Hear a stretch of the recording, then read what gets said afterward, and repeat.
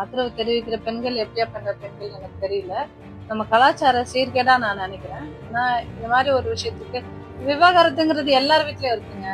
விவாகரத்து பண்ணாத ஏதாவது ஒரு குடும்பத்துல விவாகரத்து நடக்காம இருக்கான்னா இன்னைக்கு இல்ல. ஏன்னா அந்த அளவுக்கு இன்னைக்கு விவாகரத்துங்கிறது பெருகி இருக்கு. அது ரொம்ப கேஷுவலான ஒரு விஷயம். இன்னைக்கு ஒரு திருமண வாழ்க்கையே எனக்கு பிடிக்கல அப்படின்னா விவாகரத்து செஞ்சுட்டு இன்னொரு மன வாழ்க்கைக்கு ரெடி ஆகுறதுங்கிறத யாருமே இன்னைக்கு தப்பா பாக்கல. எல்லாம் பழைய காலத்துல இல்ல விவாகரத்தா ஐயோ தப்பான வார்த்தை அப்படின்னு சொல்ற அளவுக்கு இன்னைக்கு யாரும் இல்ல. எல்லாரும் ஏத்துக்கிட்டோம். ஆமா இருக்கு. இன்னைக்கு ரெண்டு பேருக்குள்ள மனக்கசப்பு அப்படின்னு சொன்னா விவாகரத்து பண்ணிக்கிறது நல்ல ஒரு முடிவா தான் எடுக்கிறோம். ஏன்னா அவங்கவுங்களுக்கும் சில விருப்பு வெறுப்புகள் இருக்கும். அது பிடிச்சு ஒத்து வரல அப்படின்ற பட்சத்துல விவாகரத்து செஞ்சுக்கலாம். அண்ட் விவாகரத்து பண்ணதோட இல்லாம அவங்களுக்கு வேற ஒரு பெண்ணை பிடிச்சிருக்கு, நாம இன்னொரு தடவை திருமண வாழ்க்கைக்குள்ள போகணும்னு நினைக்கிறோம்னாலும் அதுக்கு அவங்களுக்கு முழு ரைட்ஸ் இருக்கு. அதையும் இன்னைக்கு நம்ம நாட்டுல யாரும் தப்பா பாக்குறது இல்ல. இரண்டாவது திருமணமா ஐயோ இதெல்லாம் தப்பு அப்படின்லாம் யாரும் கேட்க கிடையாது.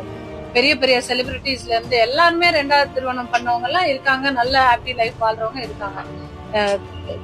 தமிழக வெற்றி கழகத்தோட தலைவர் விஜய் அவர்கள் அவர் விவாகரத்து பண்ணினாலும் அது தப்பு இல்லை. அவருக்கு அது டிவோர்ஸ் பண்ணிட்டு வேற ஒரு கல்யாணம் பண்ணாலும் அதை யாரும் கேள்வி கேட்க போறது இல்ல. அவர் மனைவி விவாகரத்து வேணும்னு மட்டும் கேட்கல, அவர் வீட்டுல வாழ்றதுக்கு இடம் வேணும்னு கேட்கிறாங்க. அந்த வீட்டுல வாழ்றதுக்கு எனக்கு உரிமை இல்லையா, எனக்கு வீடு இல்லாம தவிக்கிறேன்னு ஒரு பெண் அவரோட மனைவி சொல்றாங்க. அதுக்கு என்ன பதில் இருக்கு? அவரோட பிள்ளைகள் வெளியே ஹாஸ்டல்லையும் தனியா வீடு எடுத்தும் இருக்காங்க. இது சரியான ஒரு குடும்ப வாழ்க்கையான அமைப்பு இல்ல. இது போய் நம்ம எதுக்கு கமெண்ட் பண்ணிட்டு எல்லார் வீட்லயும் 1000 பிரச்சனை இருக்கும், இது எதுக்கு நம்ம கேட்டுட்டு? அப்படிதான் நானும் இருந்தேன், அப்படிதான் நானும் இருக்க விரும்புறேன். ஆனா இவ்வளவு பிரச்சனை போயிட்டு இருக்கும்போது ஒரு பொது வெளியில த்ரிஷா அவர்களை கூட்டிட்டு வந்தது ரொம்ப ஷாக்கிங்கான ஒரு விஷயமா இருந்தது.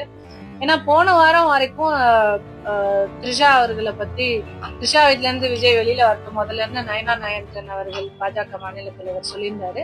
அதுக்கு நானே கண்டனம் தெரிவிச்சு பேசியிருக்கேன். உங்களுக்கே தெரியும். அப்படி பொது வெளியில ஒரு நடிகையோட பேரை குறிப்பிடுவீங்க? எப்படி ஒரு நடிகைனா உங்களுக்கு ரொம்ப ஈஸியா போச்சு? ஆனா நானே கேட்டிருக்கேன், எல்லாரும் அப்படிதான் கேட்போம். அது எப்படி அவர் அப்படி சொல்லுவாரு? ஏன் விஜய் அவர்களை பத்தி இப்படி சொல்லணும்? அவதூறு, ஒரு நடிகையோட பேரை இப்படி சொல்லிடலாமா ஈஸியா அப்படின்னு எல்லாரும் பேசிக்கிட்டு தான். ஓகே, அவரே மன்னிப்பு கூட கேட்டுட்டாரு. அண்ட் அவங்க விஜய் அவர்களோட ஒய்ஃப் சங்கீதா கூட ஒரு நடிகையோட ரிலேஷன்ஷிப்ல இருக்காரு, தேவைப்பட்டால் தான் அந்த நடிகையோட பேரை சொல்லுவேன்னு அவங்க ரொம்ப கண்ணியமா ஒரு அறிக்கை கொடுத்திருந்தாங்க. இவ்வளவு பேரும் இவ்வளவு கண்ணியமா நடந்துட்டு இருக்கும்போது மேடை ஏறி மகளிர் தினத்தன்னைக்கு இவ்வளவு பெண்ணியம் பேசி கண்ணியம் இல்லாம ஒரு ஒரு கல்யாணத்துக்கு த்ரிஷாவே கூட்டிட்டு வர்றாருன்னு சொன்னா நாளை இன்னைக்கு சமுதாயம் எப்படி பார்க்கும்? இது ஒரு நல்ல ஒரு ட்ரெண்ட் செட்டிங்கான விஷயம் கிடையாது. அவர் ஒரு சின்ன பையன் 18 வயசு குமரன் ஒரு ஒரு ஒரு நடிகை கூட்டிட்டு வர்றாரு, ட்வின்னிங் பண்ணிட்டு வர்றாரு அப்படின்னு சொன்னா அது யாரும் சின்ன பசங்க என்னமோ பண்ணிட்டு போறாங்கப்பா அப்படின்ற ஒரு இதுல பாப்பாங்க. he is going to become a leader. நாளைக்கு ஒரு சிஎம் ஆகணும்ன்ற ஒரு கனவோட இருக்காரு. மக்கள் அவ்வளவு கனவோட இருக்காங்க அவரை சிஎம் ஆகணும்னு. அப்படி ஒரு எண்ணத்துல எல்லாரும் பார்த்து உங்களுக்காக உழைச்சிட்டு இருக்காங்க அவ்வளவு பேரு. நீங்க உள்ள இருந்து பாக்குற உங்களுக்கு தெரியாது, உங்களுக்கு பின்னாடி எவ்வளவு பேர் எவ்வளவு உழைப்பு போட்டுட்டு இருக்காங்கன்னு. ஒண்ணும் இல்ல, ஒரு நாளைக்கு உங்க ஆபீஸ்க்கு போறதுக்கே ஒரு பெண் நிர்வாகியா எனக்கே எவ்வளவு டைம் ஆகும்.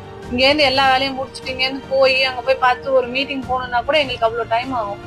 கட்சியிலயோ எதுலயும் யாரும் எதுக்கும் பே பண்றது கிடையாது.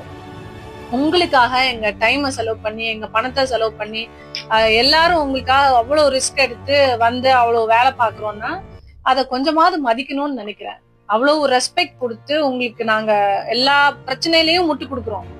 ஒவ்வொரு பிரச்சனையிலயும் நிறைய தப்பு இருக்கு, எல்லா பிரச்சனையிலயும் முட்டு கொடுக்குறோம்ல. எவ்வளவு யங்ஸ்டர்ஸ் உங்களுக்காக தூக்கி வச்சு பேசுறானுங்க. அந்த TVK fans, warriors, what ever என்ன வேணாலும் வச்சுக்கோங்க. கரூர் விஷயத்துல இருந்து எல்லா விஷயத்துலயுமே எங்க அண்ணா பண்ணா சரியாதான் இருக்கும். இல்ல அண்ணா இப்படி அதனாலதான் ஆயிடுச்சு. இப்படி ஜனநாயகன் படம் ரிலீஸ், இந்த மாதிரி அலையன்ஸ் விஷயம் எதுவா இருந்தாலும் மக்கள் நாங்க நிக்கிறோம் உங்க கூட சப்போர்ட் பண்ணி நிக்கிறாங்க. அவ்வளவு இளைஞர்கள், பெண்கள், தலைவர் வரணும், எங்களுக்கு விஜய் வரணும், மாற்றம் வேணும்னு கேக்குறாங்க. அப்போ அந்த மாற்றம் கொடுக்கிற விஜய் இப்படி ஒரு மாற்றத்தை ஏற்படுத்துவாருன்றது ஒரு ரொம்ப ஷாக்கிங்கான ஒரு விஷயமா இருக்கு.